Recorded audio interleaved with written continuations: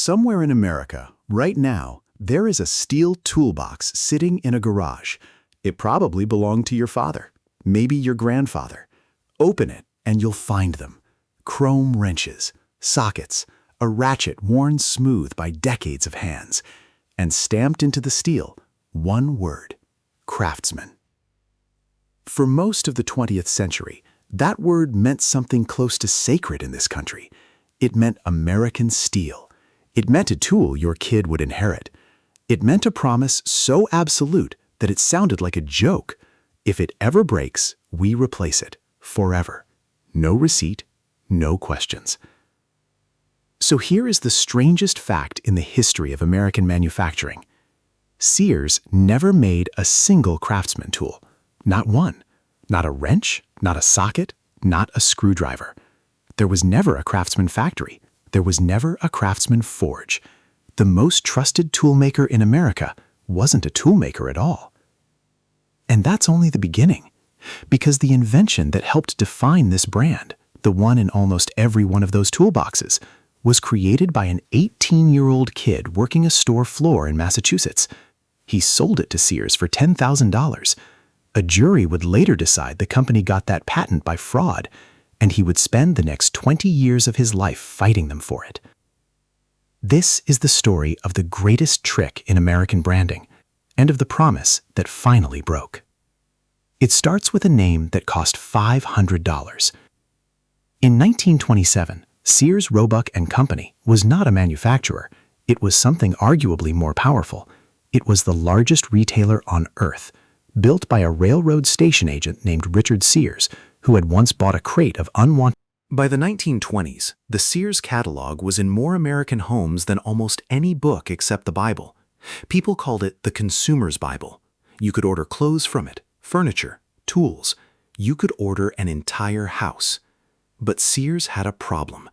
The tools it sold were junk: heavy cast iron hammers, soft screwdrivers that twisted like taffy, leftovers from the days when farmers were its biggest customers. The head of the hardware department, a man named Arthur Barrows, decided the tools needed a name, something that sounded like skill, like pride, like a man who knew what he was doing. He found it at a small outfit called the Marion Craftsman Tool Company, and he bought the rights to the word for $500. Remember that number, $500. We'll come back to it at the end of this story, and when we do, it's going to sting.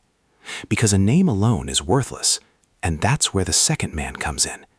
When Barrows was promoted, a man named Tom Dunlap took over hardware, and Dunlap looked at what Sears was selling and understood something the rest of the company hadn't. America was changing. The automobile had arrived. Millions of Americans now own a machine that broke constantly and that they had to fix themselves in their own driveways on a Saturday. Those people didn't need farm tools. They needed good tools. So Dunlap threw the junk out. He upgraded the steel. By 1933, Sears was selling polished vanadium wrenches, gleaming things that felt like precision instruments in a working man's hand. And they weren't priced like precision instruments. That was the whole point. But Dunlap didn't build a factory to make them. Sears never built a factory to make them. Instead, Sears went to the best forges in America. Companies you've probably never heard of: New Britain, Moore Drop Forging, Plum, Stanley. Later, Isco and Western Forge.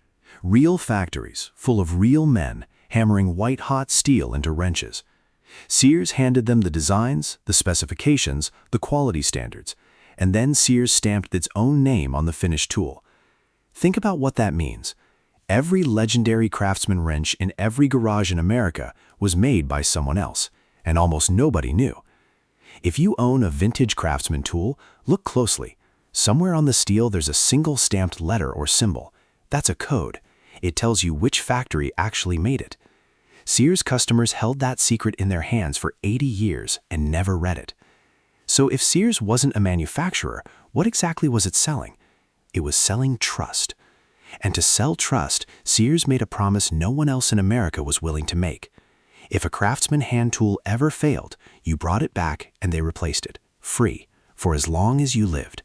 You didn't need a receipt. You didn't need to explain yourself. You didn't need to prove anything. You just walked into a Sears store, held up the broken wrench, and the man behind the counter nodded and handed you a new one.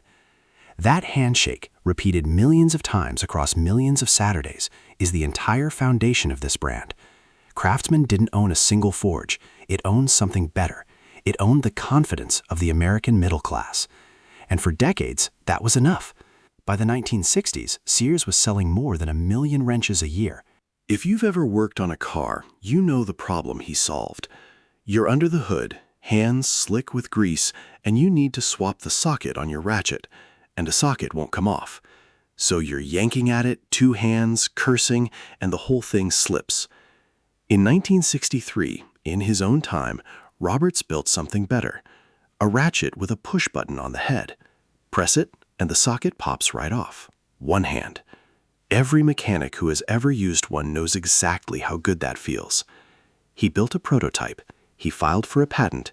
He was 18 years old with a high school education and no business experience whatsoever. And his manager suggested he show it to Sears. Now think about who's sitting on the other side of that table. The largest retailer in the world. A company selling over 1 million wrenches every single year. And across from them, a teenage store clerk. Sears looked at his invention and told him essentially that it probably wouldn't sell very well, that there were similar patents pending, that he shouldn't get his hopes up. And then Sears bought the rights to it for $10,000. Roberts took the deal. He joined the Air Force, and it was over in England, a long way from Gardner, Massachusetts, that he picked up a Sears catalog. And there it was, his invention, not buried in the back pages, featured prominently, sold under the Craftsman name, in an ad campaign built entirely around the one thing he had invented, the push button that lets you release the socket without a fight. Here's what he would learn later. While Sears executives were telling him his wrench probably wouldn't sell, the company had been quietly test marketing it, and the results were good. So good that by one account, Sears converted roughly 3/4 of his entire wrench line to his design. Over the next decade, Sears sold those wrenches by the million, 19 million of them by one accounting, for a net profit reported at more than $44 million. Peter Roberts had received 10,000. So in 1969, he did something almost nobody does. He sued Sears, Roebuck & Company. What followed was one of the longest and ugliest fights in American corporate history. It took years.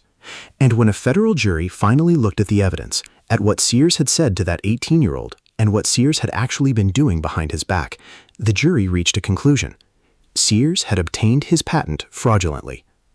The court that reviewed the case put it in language that is almost startling to read. It described a company acting to acquire, through deceit, the benefits of an invention made by one of its own sales clerks on his own time. Roberts was awarded $1 million, and it wasn't over, because Sears had kept selling the wrenches. In 1982, another jury found the infringement willful. The award was $5 million, and the judge, deciding the conduct deserved more, doubled it, over $8 million. And then an appeals court threw it out and ordered a new trial, and it kept going and going. 20 years. Peter Roberts started this fight as a young man in his 20s. When it finally ended in 1989, he was 44 years old. He settled. The amount was reported at more than $8 million, but the exact number was never confirmed. Part of the agreement was that neither side would ever talk about it. 20 years of his life for an idea he had before he could legally buy a drink. And here's the part that should haunt you. Every single time you have ever pressed that button on a ratchet and popped the socket off with one hand, you've been using his invention. His name isn't on it. It never was. Meanwhile, the empire that had built itself on trust was starting to crack. Sears looked invincible.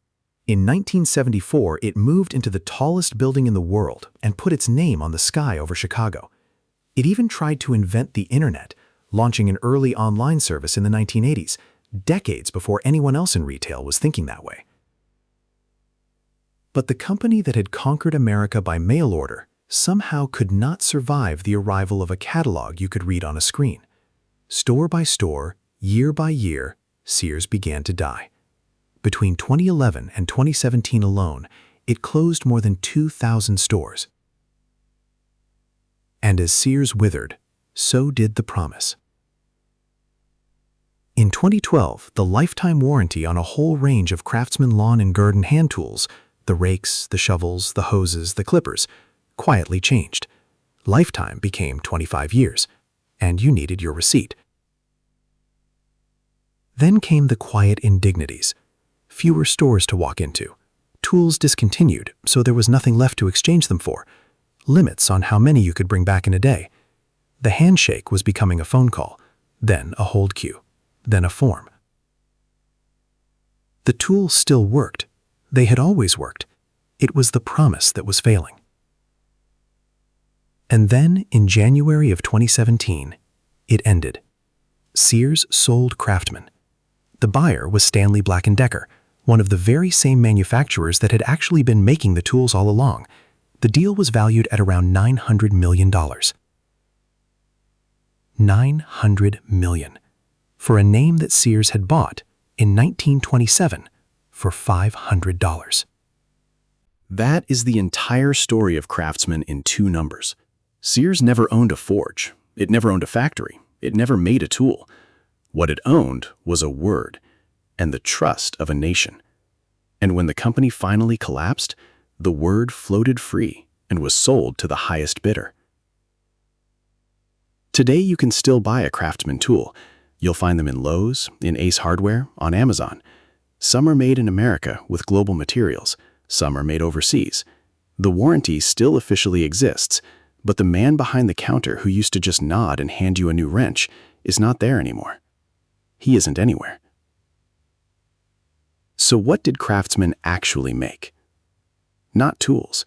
Other companies made the tools, in real American factories, and almost nobody remembers their names. Sears made something else. It made the feeling that a thing you bought would last forever, and that someone would stand behind it if it didn't. That feeling was worth $900 million, and it turned out to be the one thing Craftsman couldn't guarantee.